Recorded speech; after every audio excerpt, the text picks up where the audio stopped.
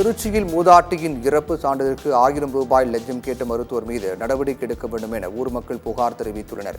திருச்சி மாவட்டம் மேய்க்கல் நாயக்கன்பட்டியில் ஆரம்ப சுகாதார நிலையம் செயல்படுகிறது. இங்கு பணியாற்றும் ராமச்சந்திரன் என்ற மருத்துவர் மூதாட்டியின் இறப்பு சான்றிதழ் வழங்குவதற்காக 1000 ரூபாய் கேட்கிறார். 1000 ரூபாய் தந்தால்தான் சான்றிதழ் தருவேன், இல்லை என்றால் கிராம ஊராட்சி தலைவர் மற்றும் கிராம நிர்வாக அலுவலரிடம் மரணம் இயற்கையானது என்று எழுதி வாங்கி வாருங்கள் என கண்டிப்பாக கூறுகிறார். இந்த வீடியோ வைரலான நிலையில் சம்பந்தப்பட்ட மருத்துவர் மீது நடவடிக்கை எடுக்க வேண்டும் என அப்பகுதியினர் வலியுறுத்தியுள்ளனர்.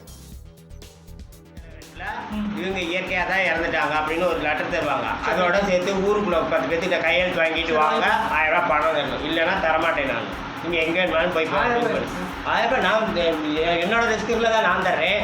நீங்கள் எங்கே வேணாலும் நான் தரமாட்டேன். தரணும்னு அவசியமே இல்லை. எனக்கு இங்கே டியூட்டி பார்க்குறதுக்கு தான், இந்த சர்டிஃபிகேட் பார்க்குறதுக்கு தான் டியூட்டியே இல்லை. புரியுதா? சர்டிஃபிகேட் கொடுக்கணும்னு அவசியமே இல்லை. நான் இப்போ டெத்து ஆயிடுச்சு போய் பார்த்தேன் அப்படின்னா இல்லாட்டி போஸ்ட்மார்ட்டம் பண்ணணும். போஸ்ட்மார்ட்டம் பண்ணால் தான் அந்த சர்டிஃபிகேட் தருவாங்க.